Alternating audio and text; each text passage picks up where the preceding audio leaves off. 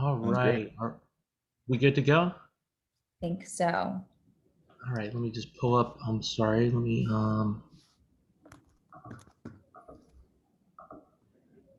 there we go. Good afternoon and welcome everybody. We're so glad that you could join us. We're privileged to be here with you today to ask some questions, to learn a lot, we hope, and have some discussions around issues and questions about getting a job in the cannabis industry. My name is Trey Reckling. I'm the founder and director of Academy of Cannabis Science, and we're real pleased to be joined today by Kelsey Appelbaum and Sean Tabor. Sean, did I say that right? I'm sorry. You got it absolutely right. That is rare. I appreciate it. All right.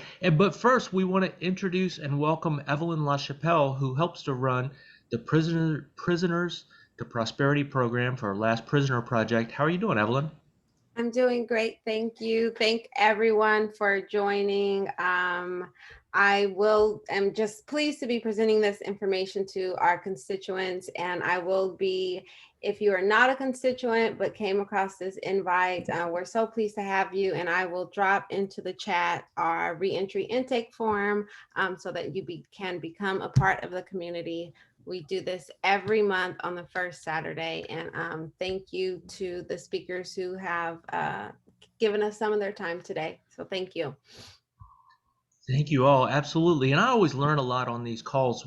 This is kind of what we do in our daily business, as do our guests today. At the Academy, we're busy training people for professional careers in the cannabis industry. And then hopefully our students engage professionals like the guests we have today, but we kind of have everybody around the table today, which is fantastic. So I'd like to start with Kelsey. Kelsey, I gave you just a very brief introduction, but we know that you're from Vangst and you've worked with us and our students at the Academy before and gave them great advice. So tell us a little bit more about who you are and what you do. Yeah, hi everyone. I am Kelsey. For the past about 5 years in the industry, I have been working with companies around the world to help build out their teams. Currently, I am the head of community partnerships at Vangst, where I just focus on educating individuals that are either looking to break into the industry or grow in the industry on the best path for them. While I was recruiting within the cannabis space, I worked with companies in 27 states and 5 countries, so tend to know quite a bit about regulations, policy, as well as the companies and what you need to be successful in them around the world. So happy to be here again, happy to chat with you and Evelyn. So that was a very humble introduction, but as you can tell, Vangst is a major player in the space, and so they just lead as far as helping people to make that transition or to make the move up. So really pleased to have you here today. Thank you. And Sean from Jane Technologies. Sean, you do some of the same work, but in a different capacity or for a different type of company. So tell us a little bit more about that. Sure. So thanks for having me. I really appreciate it. So I'm the head of talent for Jane Technologies, which is a cannabis e-commerce platform with focused on dispensaries as our core customer, working with brands and also consumers. I've been with Jane for about the last year. I head up all talent, which means recruiting and people operations. Prior to Jane, I worked across a couple of different tech companies, ranging from technical recruiting to business recruiting for companies as big as 50,000 to as small as 30, and have been in the recruiting industry for about the last 15 years. Fantastic. And you're both in California, correct? Correct. Or no, Kelsey, you're in Colorado. Yeah, I'm currently in Colorado, but lived in California as well. That's great. So it's great to have two different kind of working perspectives. And Sean, help us better understand Jane Technologies as far as how that interfaces and helps both consumers and licensees. Sure. So it gets its start as a point of sale integration, and Jane integrates with over 50 different cannabis point of sales. So where when they initially integrate with our technology, they can build and manage their in-store menu off of our cannabis catalog of products that has over 600,000 different products. We're adding like 1,000 products every single day to that catalog. And so dispensaries can integrate with Jane and then manage their in-store menu because there's a lot of variants, new products coming to market. And then once they're integrating with Jane to manage their in-store menu, because we have real-time insights into their inventory, we're able to publish that online and facilitate e-commerce for those dispensaries, fully automated with their point of sale. And so what you see online is actually what is represented in the score. Great. We also partner with some brands. Oh, sorry. No, I took a breath. Yeah, so we also partner with brands, and then for consumers, you can go to iHeartJane.com and peruse products and find dispensaries. But the majority of our traffic goes through kind of embedded menus that sit on the dispensary's homepage. Great. And so for those of you who might not be in the industry yet, so it's critical not just for customer service and inventory control, but also for regulators. We have to track every gram that moves through the system in each state.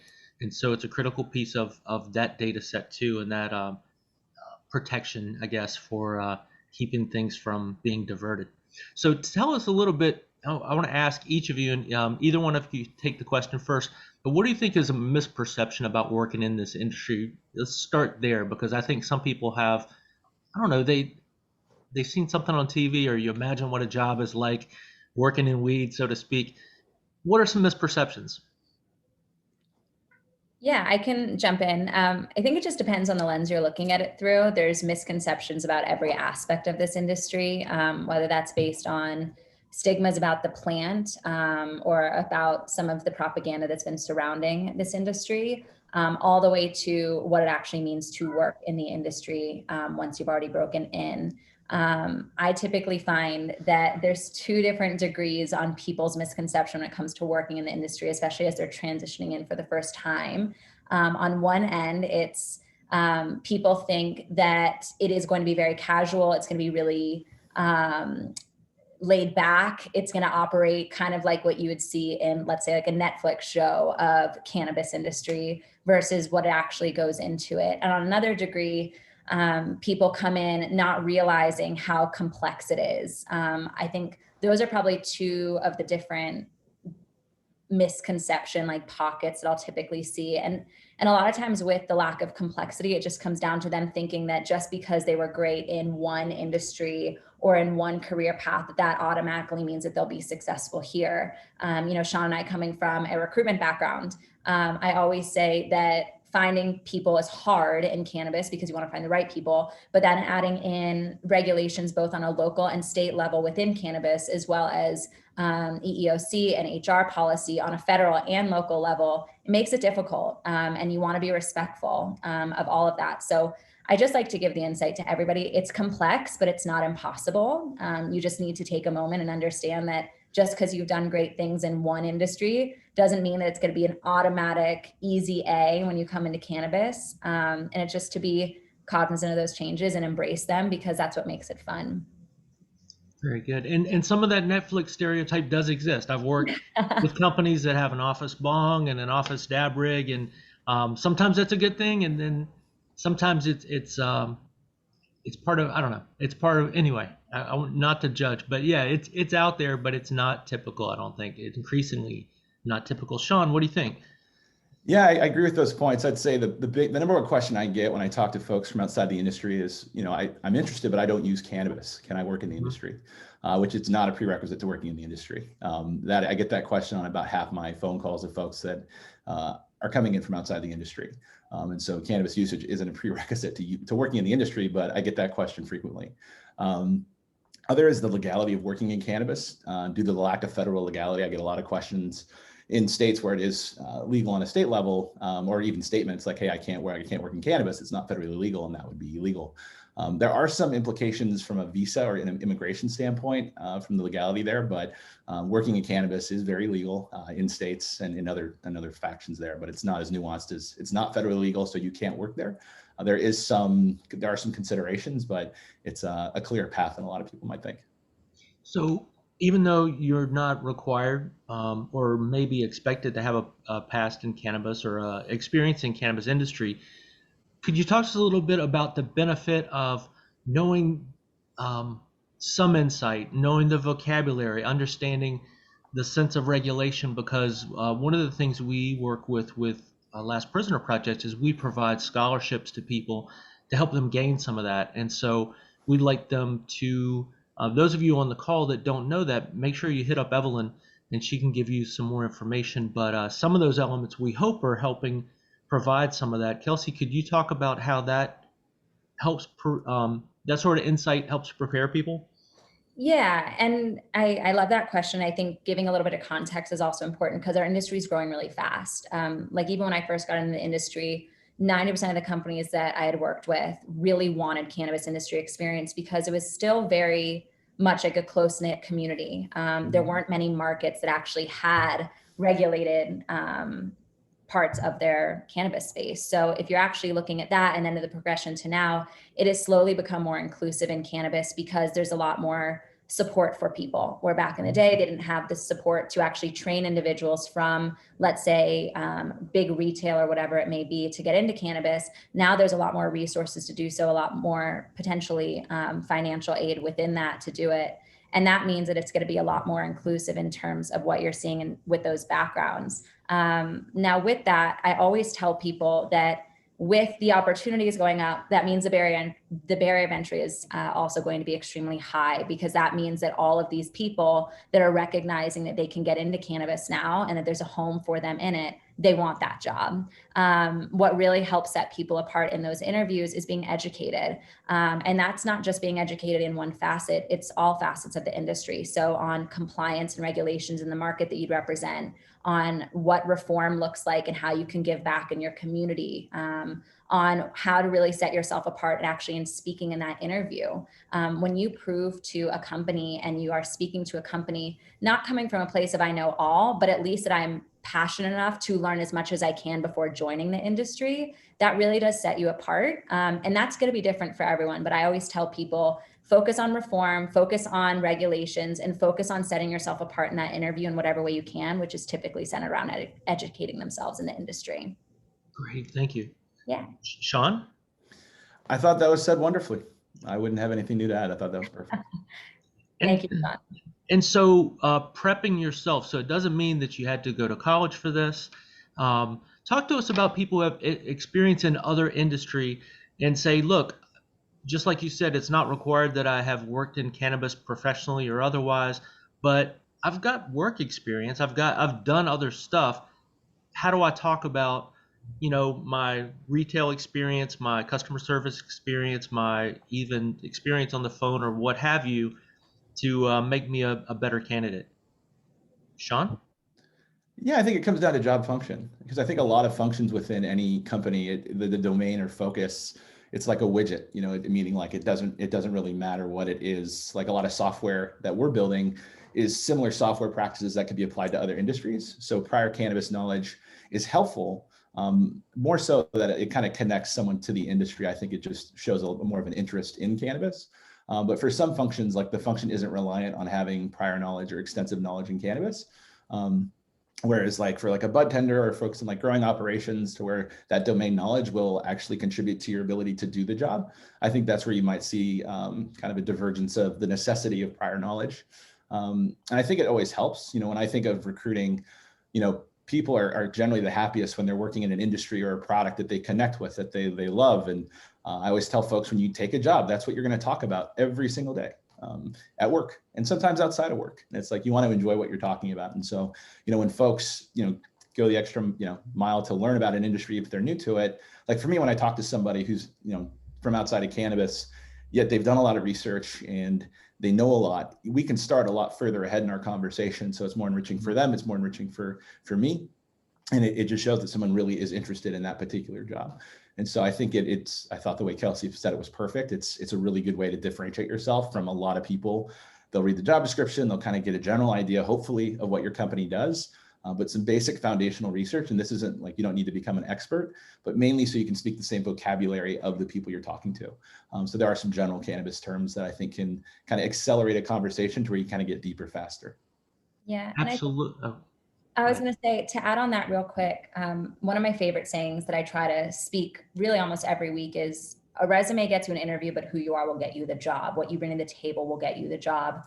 And that's part of it. But the other part of that is also finding the right company. If you're not coming from cannabis and you have a very entry level amount of experience, knowledge, and aptitude to really navigate a conversation with individuals in cannabis, then make sure that you're considering that in the company that you're choosing. You might not want to choose a startup right off the bat that doesn't have the resources to really help you navigate through that transition, because it is a transition. I don't think that it's the hardest transition for some people, but for others, depending on the role, it can be very difficult. There's a lot to learn, especially on the compliance side. And I think that that's really important for, individuals who are looking for a job. It's not just about finding the closest job to your house, the biggest company, the smallest company, the best company. What company is going to have the resources to set you up for success and where you will ultimately be more successful? Because if you don't go into it with that mentality, you might find yourself in a situation where your initial taste of cannabis isn't positive, or you are set up for failure.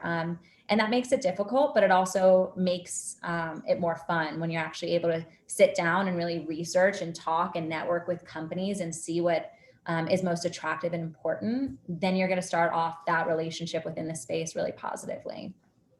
Good point. And I think it's important for us to keep in mind too that a lot of the people on the call today have been impacted by the war on drugs and terrible, as we know, terrible impacts to communities, to their families, especially communities of color.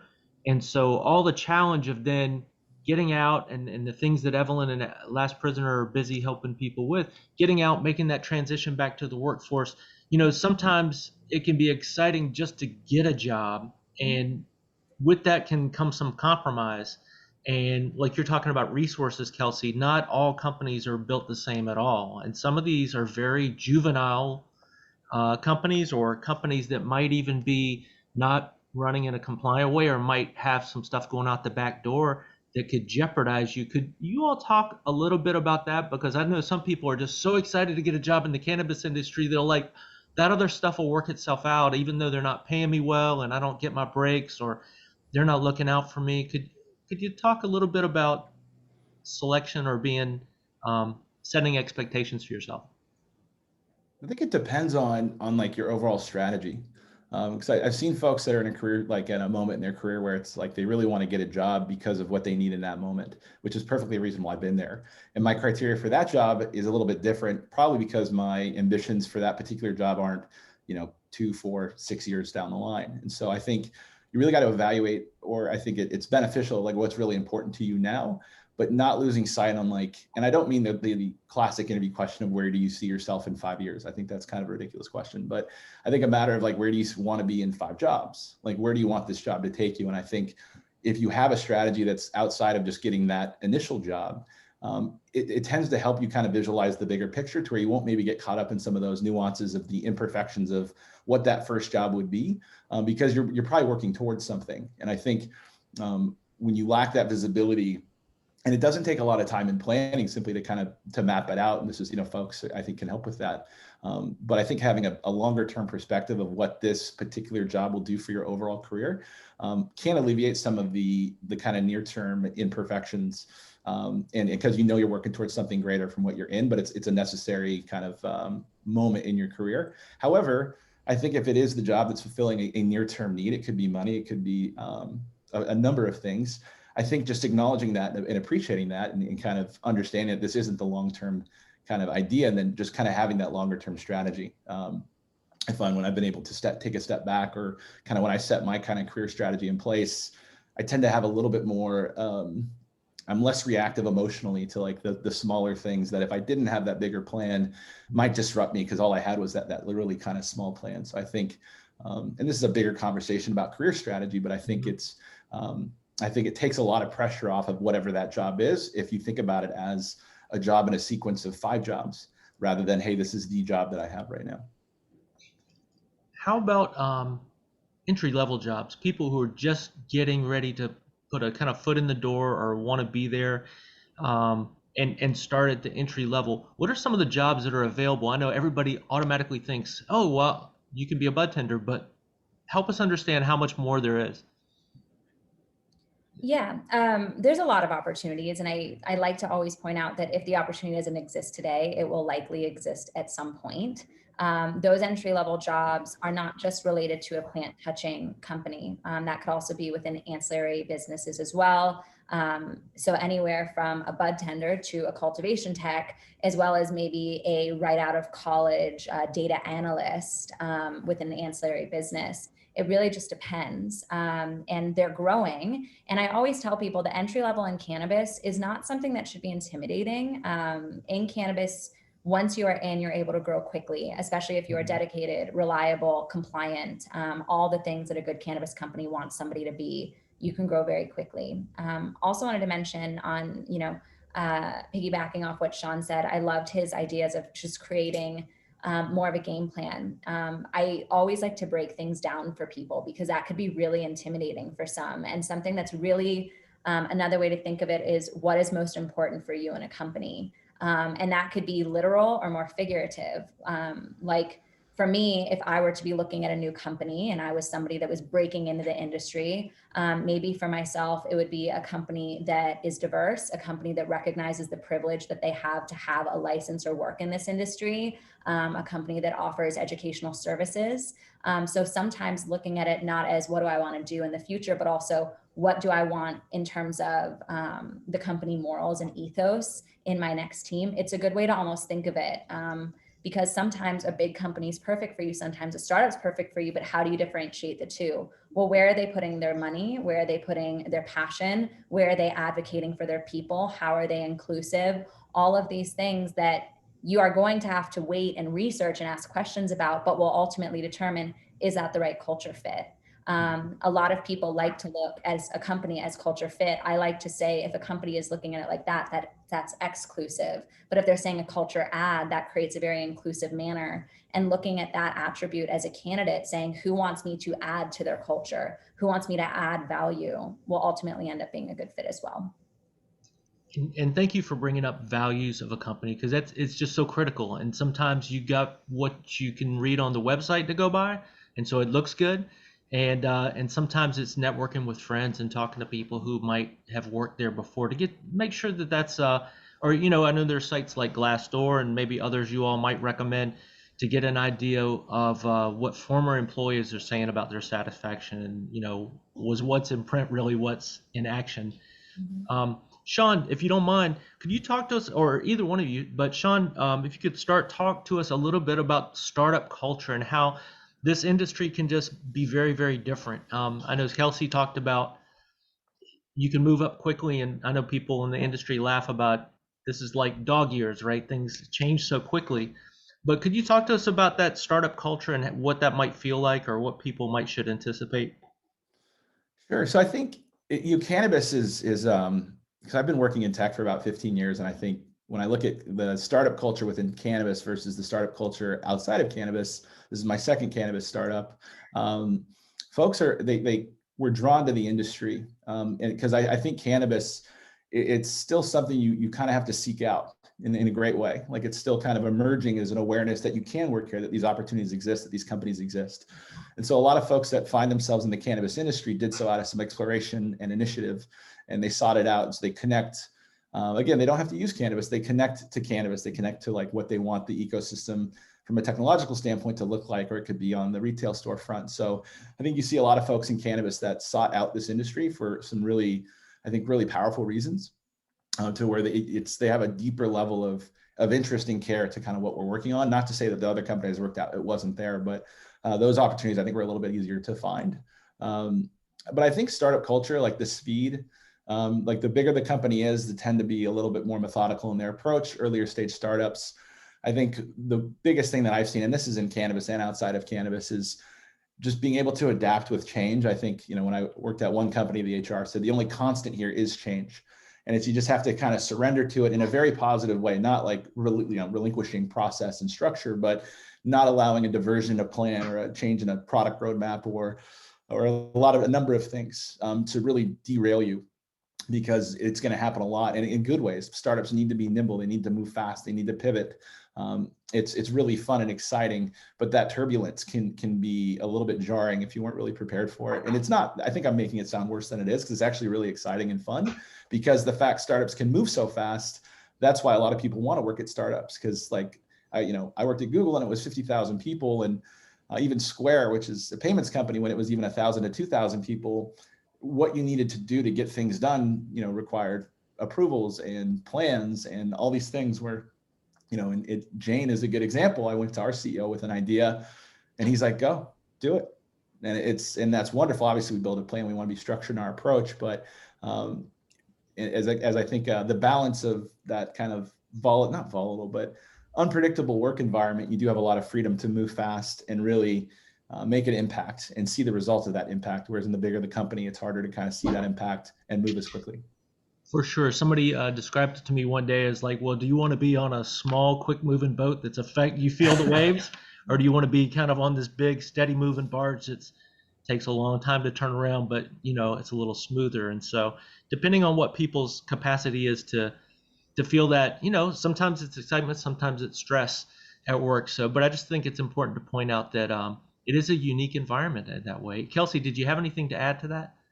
Yeah, I love telling people that every company in cannabis, regardless of how big or small or how tenured their team might be or how new, it's going to feel like a startup. The largest organizations in the regulated cannabis space that have, you're seeing some of these, I don't like to refer to them just as MSOs, but kind of like the big 5 or 6 players that we're now seeing. They still act like startups. They're all more or less than a decade old. They're still in their youth.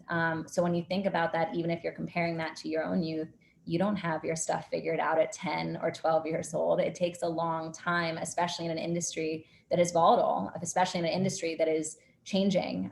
We are changing paths, we are changing directions, compliance is adjusting. Every single thing in cannabis is not linear. You have to figure out how to be malleable. And I always tell people that that's either really exciting or that's really overwhelming and daunting. And it's okay if it's daunting. One day this industry may be more stable, and that might be when you make that transition. It's not a bad thing to say that you're not ready for it now, because it's a lot. I've had more jobs in my few years in cannabis than I could even put on paper without even having a title. I wear more hats than I could have worn in any other industry. And I personally like that. I like working in an industry where it is growing. I joined Vangst and we were in a 10 by 10 room, a few of us working together. And now look where we are. I love that I've been through the ebbs and flows of that. I love that I've had to figure out how to be really scrappy as well as really strategic. That's going to ultimately allow me to be able to set the teams that I work with up for success by finding the right people to do so. So it's intimidating for fun for some, but really exciting for others. And if it's exciting, then it's the right industry for you. Scrappy is a good word. That's a good word choice. So we've talked about transferable skills. Each one of you have referenced, hey, you don't have to have done this before. But what if I've got experience that predates legalization? I'm a home grower. There are a lot of different things that I might have done that I want to think twice before I put them on a resume, especially if I got a record. I don't want to condemn myself or indict myself on something. So what's your advice when an applicant says, look, I've got experience, but it's it was in the medical days or some gray market. How should a candidate deal with that? Yeah, I actually just had a conversation yesterday with somebody that reached out to our team and just wanted to offer some help. Own it. Own it, and also be proactive in understanding compliance. Companies, and I will say this, and I don't think that it's necessarily fair, they're not necessarily looking for a traditional market grower or extractor or processor. They're looking for somebody that has a regulated experience, because there's such pressure with the regulations, where if somebody's doing something out of habit because they've done it for 20 years, but it's breaking compliance, that puts the company at risk of losing everything. So I always recommend, if you come from a traditional market, be proud of that. You have experience that others would normally pay for, but the way that you allow them to appreciate that is by going that extra step and educating yourself on what compliance would look like, reading through policy, understanding what your market's going to require of you, understanding what systems work in your process and what maybe not won't be regulated and not working within that process. If you go into an interview and say, I come from the traditional market, some companies will write you off. But the way that they don't write you off is if you say, I know that you might write me off for that. I don't want to just be seen as a traditional grower, processor, extractor, whatever it may be. I've actually studied compliance. I understand the regulations in this market. I feel very confident in transitioning into a regulated space. That all of a sudden dilutes the fear that a company has, because you're taking ownership of it and you're taking action towards a better opportunity. Regardless of if you like it or not, those regulations are going to affect you in cannabis if you are on the plant touching side of the business, which typical traditional market employees come from. So you have to embrace the change if you want to stay in it, unless you want to stay in a traditional market. It's your prerogative. But if you want to transition into the regulated space, that's going to be a part of your life, whether you like it or not. So you might as well embrace it so you can find the right opportunity quicker. Absolutely. And don't be over enthusiastic about your experience either, I would say. I know we saw, especially early in the cannabis days, when people have been very successful growing a dozen, 2 dozen plants, and they try to market themselves as a master grower, and all of a sudden that term itself kind of got, bad baggage, because that skill set, although really good in that capacity, didn't scale up to 10, 20, 30,000 plants. And it's a different ball game, but still those skills are valuable. Those understanding how a plant grows, or how packaging works and that sort of thing. Sean, anything to contribute in that domain? No, again, I thought that was perfect. Okay, well, let me pitch you a question. How about for a constituent who's served time and now is going back into the marketplace? What's a good time for me to bring that up? Say, look, and it was hopefully they wouldn't be biased, because they're making money in the same industry I was making money in pre-legal, or whatever got me in trouble. When do I bring that up in the process? Evelyn and I, we were connecting prior to the call. I think she had some thoughts on this subject. I might defer to her expertise on this one. I do have some thoughts, and that's because I have experience with this. And so coming home and going back into my field of hospitality as a sales and catering coordinator in California, I can speak to California.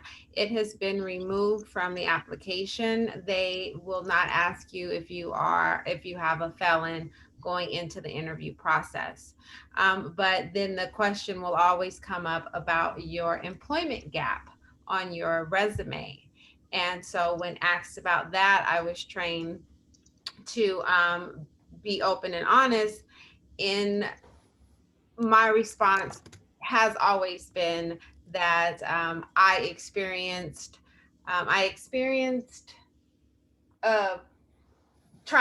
it was personal experience. Oh, my personal life had taken a turn for the worse that did not allow me to continue to work, but I am now prepared, willing, and ready to get back into the workforce. Like, that was a trained script that I was taught leaving incarceration, and it worked for me.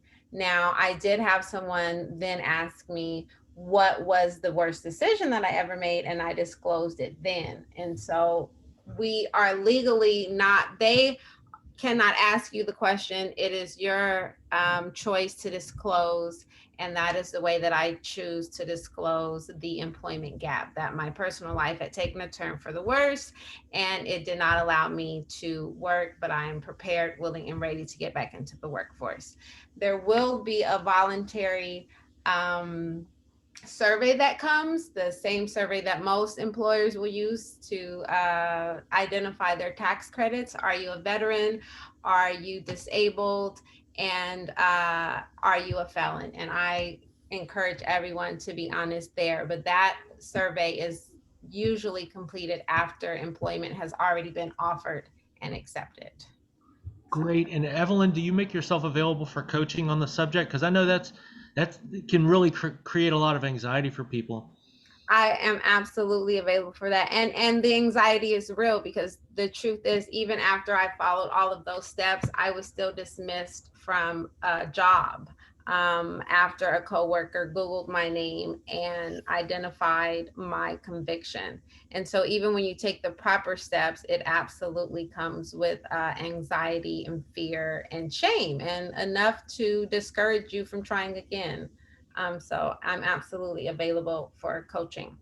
Great, thank you. And I know you're so positively oriented, and you've got such a good spirit. I love the fact that you're able to help people through that process.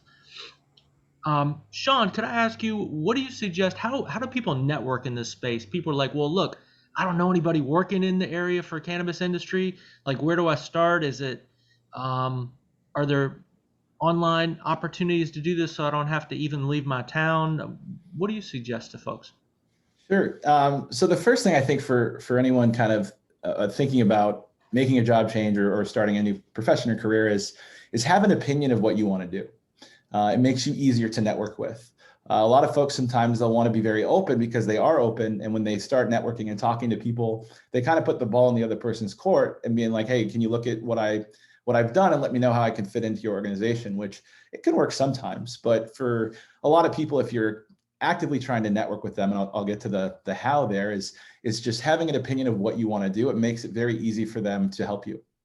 And generating that opinion is I think a little separate from networking. Like, and that's something I'm happy to help coach folks on, and just finding out like the function that you think you'd want to, or be the happiest in, or the most enriching, because it makes networking easier. That's why I bring it up now, because networking is building a network and relationships, but ultimately you usually have an objective with the networking. And typically in this instance, or this conversation, it's to be connected with, maybe it's a hiring manager, a person at the company, or someone in the industry that it would be a good connection to have. I think there's value there, but also in helping you locate that next opportunity and hopefully get it.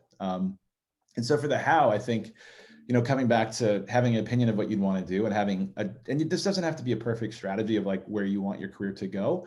But there's an old adage, begin with an end in mind. It's, I think, from a book like 7 Habits of Highly Effective People. And I'll admit, I just skimmed it and I got that. So don't give me credit for reading the book. But I thought that was a really good indication of like, kind of start with an end in mind, then work your way back. And so when it comes to networking, if you have that end in mind, and that end could be the next job, it could be, a destination point in your career of the job you're working towards.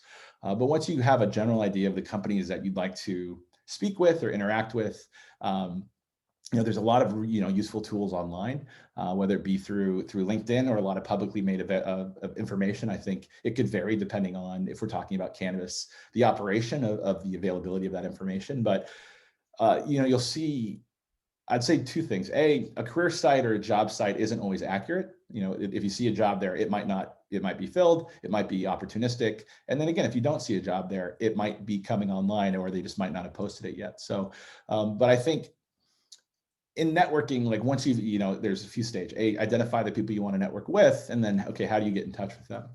And so I think, if you're thinking about networking with somebody within a company that you want to interview with, I think finding the person that is going to be incentivized to help you if they don't know you.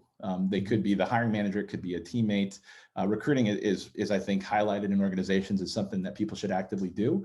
And then when you're reaching out to those folks, I would find, and this is another thing, I would be happy to help out if folks. So this is, as a recruiter, I'm constantly online finding email addresses and contact people and who to contact. But I think sometimes folks will try to network through a cover letter, or they'll try and network through like an info at like a general email, which is also fine. Recently, we had somebody call into our office line and actually forwarded to our CEO, and he spoke to this candidate for half an hour, and now he's interviewing and might be actually accepting an offer with us. So not to say that doesn't work, and that's a really cool story.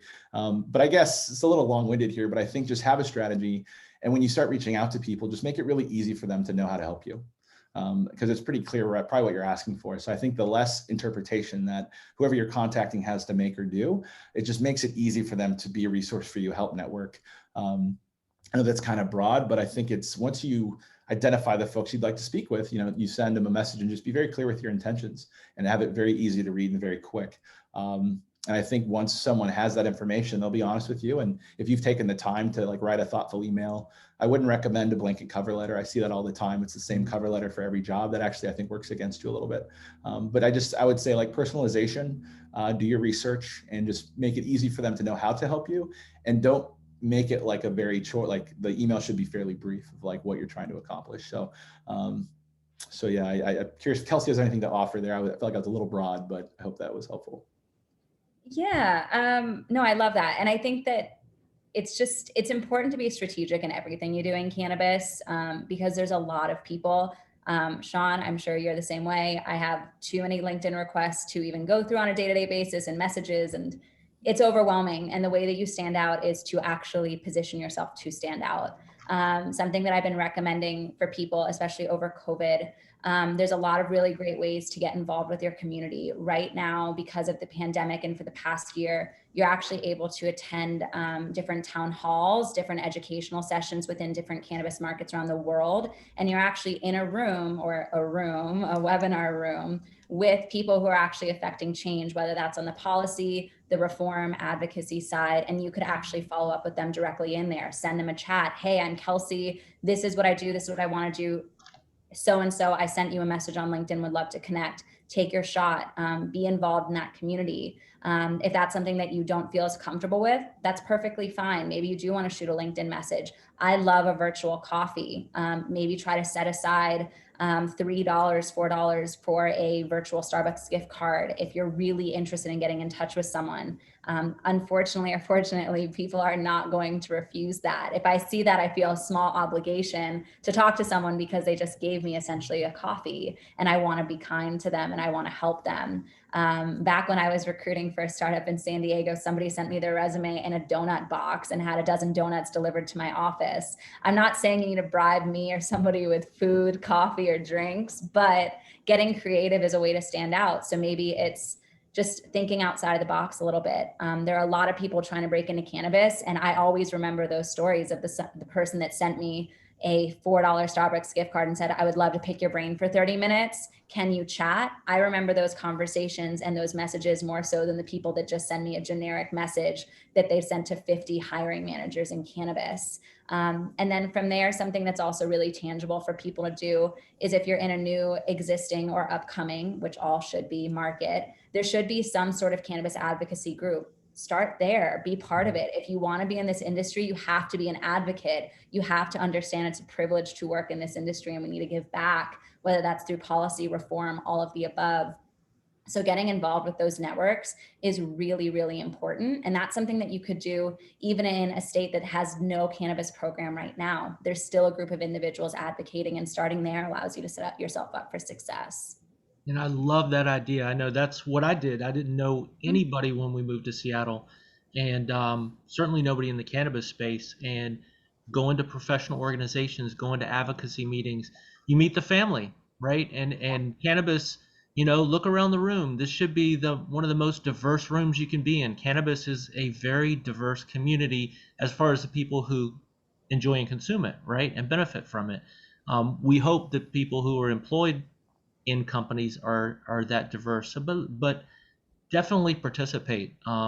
We hope that if you go to a group and you don't feel welcome, find another one or try a second meeting. Maybe you caught them on a bad time.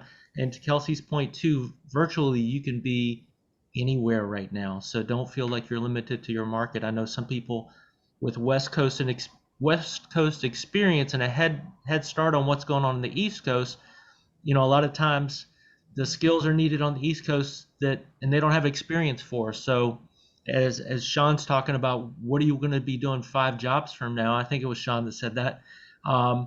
Think about that too. Do I want to stay where I am, or am I shooting to build my resume here where the talent might be very, very competitive, but that skill is going to be golden when South Carolina opens, Georgia opens, Ohio, or some other.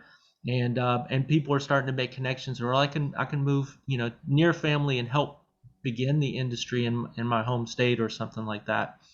I want to point out too that somebody mentions Katri, if I'm saying that correctly, said they took I think it's Center for Drug Evaluation and Research compliance class recently. That's great, and certainly makes, has a potential to put you in that shorter, more golden stack of resumes, and also said that they just won the Advocate of the Year with Americans. Man, for the ASA, that's wonderful.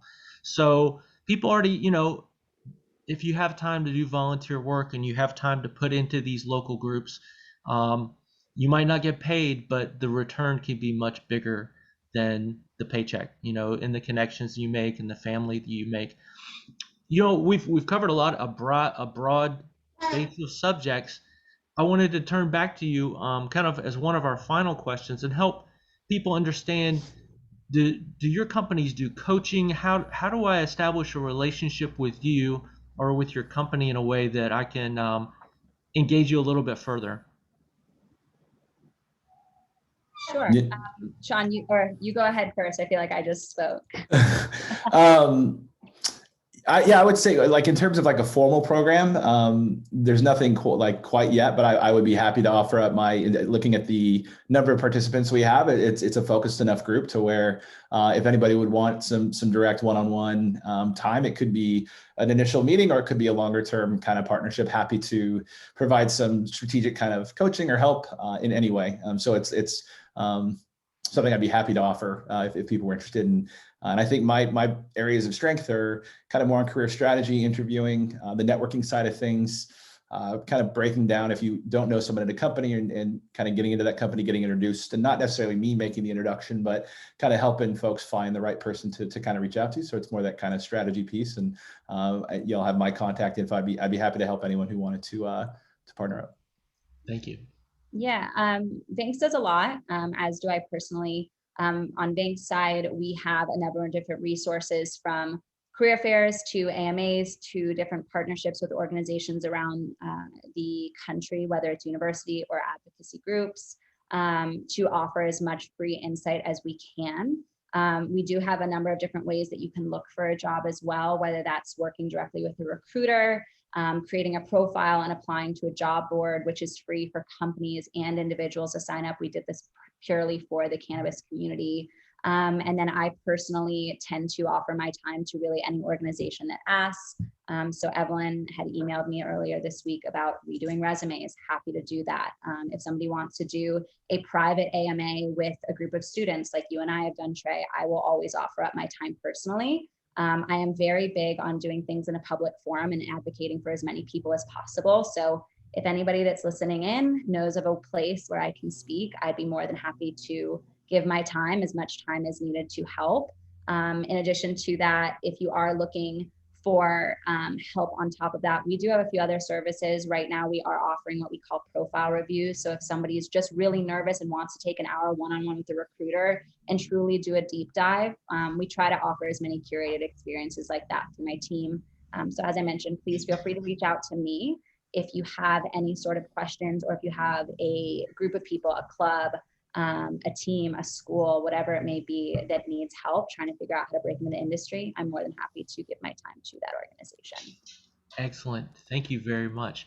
And Evelyn, I'm going to turn it back over to you. I want to thank both of our guests, Kelsey and Sean. Thanks for bringing your expertise, for donating your time, and for being passionate about what you do, and for the mission of supporting the mission of Last Prisoner Project, because we know it's critical. And the people who have the ability and freedom to be on this call, we're so glad that you do, but we can't forget the people that don't. And so we always need to be, as we're excited as we are about charging ahead in this industry, remember that people continue to be incarcerated, continue to be negatively affected by just bad laws, and unjust systems. So thank you very much for taking your time. Thank you for putting your contact information in the chat. So if participants want to grab that before we close. And Evelyn, thank you so much for allowing us the space and the opportunity to partner with you today. No, thank you so much for allowing us to tap into you as a resource, and the both of you, Kelsey and Sean, as a resource as we really bridge a pathway for constituents into this industry. So thank you so much. And to our attendees, we do this the first Saturday of every month. This recording will be available to you through our Reentry newsletters, as well as the Last Prisoner Project YouTube channel. And you can find all of that at lastprisonerproject.org. And please feel free to send us a direct email, address it to me, Evelyn LaChapelle, and I am a direct resource as well. So thank you all, and happy Mother's Day to everyone. And please enjoy the rest of your weekends. Thank you so much. I think we moved to the second Saturdays, right? Second Saturdays of the month? Saturdays, yes. Okay. Got it. Awesome. All righty. Thank you all. Hi, everyone. So good speaking with you. Have a great Saturday. Bye. Bye-bye.